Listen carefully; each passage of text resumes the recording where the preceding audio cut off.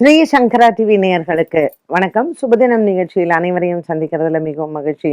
இன்னைக்கு ஜூலை மாதம் 3ஆம் தேதி வெள்ளிக்கிழமை. இந்த நாளுக்கான 12 ராசிக்கும் பலன் மற்றும் பரிகாரத்தை பார்க்கலாம்.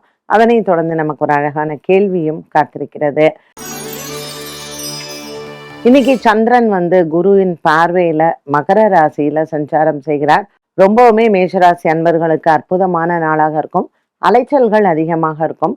வேலை விஷயத்துல கொஞ்சம் கவனம் அதிகமாக செலுத்த வேண்டும். பரணி கிருத்திகா நட்சத்திரக்காரர்களுக்கு திடீர் பிரயாண யோகங்கள் காத்திருக்கிறது. இன்னைக்கு சங்கடகர சதுர்த்தியாக இருக்கிறதுனால விநாயகர் வழிபாடு செய்து வேலைகளை தொடங்க விக்னங்கள் இல்லாமல் இருக்கும். ரிஷபராசி அன்பர்களுக்கு பங்கு சந்தையின் முதலீடுகள் நல்ல லாபத்தை தரும். இன்று மனதிற்கு திருப்தியான நாளாக அமைகிறது. குடும்பஸ்தானத்தில் இருக்கக்கூடிய சூரியனும் புதனும் இன்று உங்களுக்கு மகிழ்ச்சியான குடும்பத்தை கொடுப்பார். வேலையில் இருந்து வந்த பிரச்சனைகளுக்கு நல்ல தீர்வுகள் உண்டு. மனதிற்கு நிறைவான நாளாக இருக்கும். பல நாட்களாக இருந்து வந்த ஒரு விதமான மன போராட்டங்கள் தீரும். இன்று ரிஷபராசி அன்பர்களுக்கு தன லாபங்கள் காத்திருக்கிறது. மிதுன ராசி நேயர்களுக்கு இன்று நாள் முழுவதுமே நல்ல ஒரு சந்தோஷமான நாள். சந்திரன் 8ஆம் இடத்தில் இருப்பதனால் சந்திராஷ்டம தினமாக அமைகிறது. இன்று பல மாதங்களுக்கு பிறகு சந்திக்கக்கூடிய நண்பர்கள் மூலமாக நன்மைகள் நடக்கும். குடும்ப சூழ்நிலைகளில் இருக்கக்கூடிய சின்ன சின்ன பிரச்சனைகளுக்கும் நல்ல ஒரு மாற்றம் உண்டு. மிதுன ராசி அன்பர்களுக்கு இன்று பல நாட்களாக இருந்து வந்த மன போராட்டங்கள் தீரும். கடகராசி அன்பர்களுக்கு இன்று குருச்சந்திர யோகம் காத்திருக்கிறது. ராசியில் இருக்கக்கூடிய குரு பகவான் நல்ல ஒரு மன அமைதியும் சந்தோஷத்தையும் கொடுப்பார். பல மாதங்களாகவே குடும்பத்தில் இருந்து வந்த தாயாரின் உடல் ஆரோக்கியத்தில் இன்று நல்ல முன்னேற்றத்தை பார்க்கலாம். மருத்துவ செலவுகள் குறையக்கூடிய நாளாக அமையும். சங்கடஹர சதுர்த்தியில் விநாயகருக்கு விடலை தேங்காய் உடைத்தால் இந்த நாள் நல்ல நாள். சிம்மராசி நேயர்களுக்கு இன்று நாள் முழுவதுமே மகிழ்ச்சியான செய்திகள் வந்து போகும். 6ஆம் இடத்தில் இருக்கக்கூடிய சந்திரன் தன லாபத்தை கொடுப்பார். வியாபாரம் தொழில் சார்ந்த விஷயங்களில் இன்று மகிழ்ச்சியான செய்திகள் உண்டு. சிம்மராசி அன்பர்களுக்கு இன்று பல நாட்களாகவே இருந்து வந்த மன சோர்வு தீரும். கொடுக்கல் வாங்கல் ஆகியவற்றில் இருந்து வந்த பிரச்சனைகளுக்கும் இன்று நல்ல ஒரு முடிவை பார்க்கலாம்.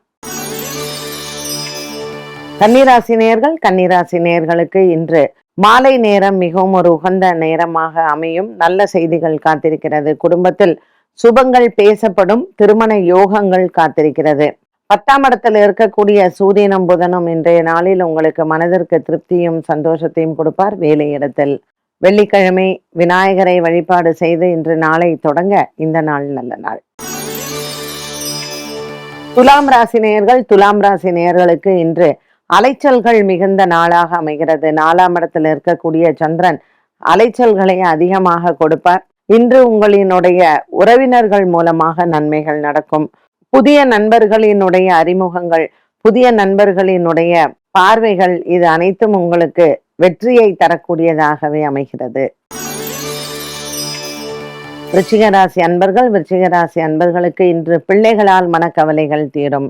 நீண்ட நாளாக பிரிந்த குடும்பங்கள் ஒன்று சேரும். கணவன் மனைவி விவகாரத்தில் மன சந்தோஷத்தை பார்க்கலாம். இன்றைய நாளில் விருச்சிக ராசி அன்பர்களுக்கு குடும்பத்தில் இருக்கக்கூடிய கொடுக்கல் வாங்கல் வெற்றியை தரும். இன்று வீடு வாங்குவது விற்பது போன்றவற்றை விவாதிக்காமல் பேசலாம். தனுசு ராசி அன்பர்களுக்கு இன்று 2ஆம் இடத்தில் சந்திரனும் 8ஆம் இடத்தில் குரு பகவானும் இருப்பதனால் நவகிரக வழிபாடுகளை செய்யலாம்.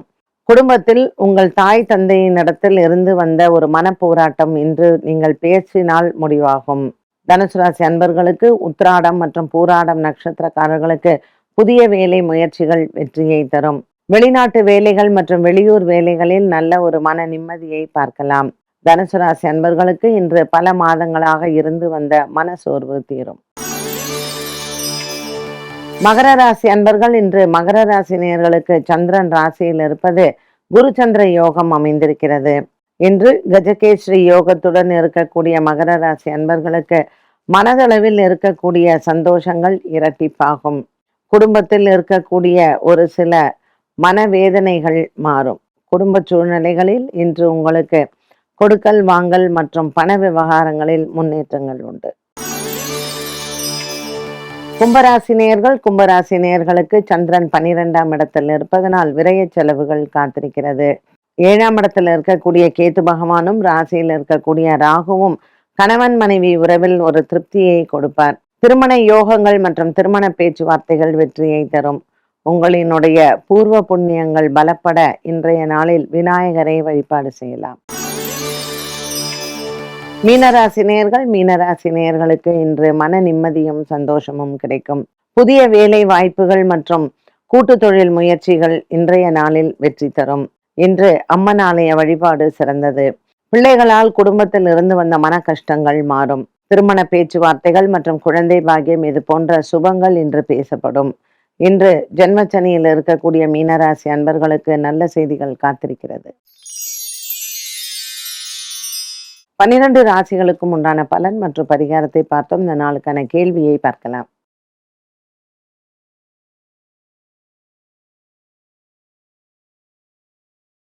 இது இப்ப நம்ம லக்னாதிபதி 9ஆம் இடத்தில் இருக்கு அப்படிங்கிறது ஒரு பக்கம் இருந்தாலும், பாக்யாதிபதி குரு எங்க இருக்கார் அப்படிங்கிறது ரொம்ப ரொம்ப முக்கியம். சப்போஸ் லக்னாதிபதி செவ்வாய் 9ஆம் இடத்துல இருக்கு, இது நன்மையா தீமையா அப்படிங்கிற கொஸ்டினை விட, அந்த 9ஆம் இடத்துல இருக்கார் இல்லையா செவ்வாய், அப்ப அந்த குரு எங்க இருக்கார் அப்படின்னு. இப்ப குரு உச்சபலம் பெற்று கடகத்துல இருந்தாருன்னு வச்சுக்கோங்களேன், அது ரொம்ப சூப்பரா இருக்கும் அந்த ஜாதகம். இதே பாக்யாதிபதி குரு மகரத்துல போய் 10ஆம் இடத்துல நீச்சமா இருந்தாருன்னு வச்சுக்கோங்களேன், அப்ப அதுக்கான பலன் ரொம்ப குறைவா இருக்கும். இல்ல பாக்யாதிபதி குரு 12ஆம் இடத்துல போய் மீனத்துல உட்காந்துட்டாரு அப்படின்னாலும் பிரயோஜனம் இல்லாமல் போகும். ஸோ பாக்யஸ்தானத்திற்கு மட்டும் அந்த பாக்யநாதன் எப்படி இருக்கார் அப்படிங்கிறத கண்டிப்பா பார்க்கணும். ஏன்னா இந்த 9ஆம் இடம் அப்படிங்கிறது பல விஷயங்களை நமக்கு சொல்லக்கூடியது. ஒரு வீட்டில் தெய்வ சக்தி எப்படி இருக்கு, ஒரு குடும்பத்துல எப்படி சந்ததி விருத்தி இருக்கும், பித்ருக்கள் ஆசீர்வாதம் எந்த அளவுக்கு அந்த குடும்பத்துல இருக்கு, ஒரு தெய்வ அனுகூலம் எந்த அளவுக்கு அந்த குடும்பத்துல இருக்கும். ஸோ இது எல்லாத்தையுமே அந்த 9ஆம் இடத்தை வச்சுதான் நம்ம ப்ரெடிக்ஷன்ல சொல்லுவோம். அந்த கன்சிடரேஷன் ஜாஸ்தி எடுத்துப்போம். அப்ப அந்த பாக்யநாதன் சரியில்லை அப்படிங்கும்போது லக்னாதிபதி பாக்கியத்துல உட்கார்ந்து என்ன பிரயோஜனம் இல்லையா? அதனால இதை நம்ம ஆராய்ந்து சொல்லுவாங்க இல்லைங்களா, ஆராய்ந்து ஒரு விஷயத்தை நம்ம ஜாதகத்துல பார்க்கணும்னா அது இப்படித்தான் பார்க்கணும். அது நீங்க ஹாரோஸ்கோப்ல உங்களுக்கு இன்ட்ரெஸ்ட் இருக்கு, அதாவது ஜோதிடத்துல ரொம்ப நிறையா இன்ட்ரெஸ்ட் இருக்குன்னா இதெல்லாம் சின்ன சின்ன டிப்ஸ் நீங்க கண்டிப்பா தெரிஞ்சுக்கணும். என்ன நேயர்களே, இன்றைய சுபதினம் நிகழ்ச்சி அனைவருக்குமே ரொம்ப பயனுள்ளதாக அமைந்திருக்கும். மீண்டும் சந்திக்கும் வரை நன்றி, வணக்கம்.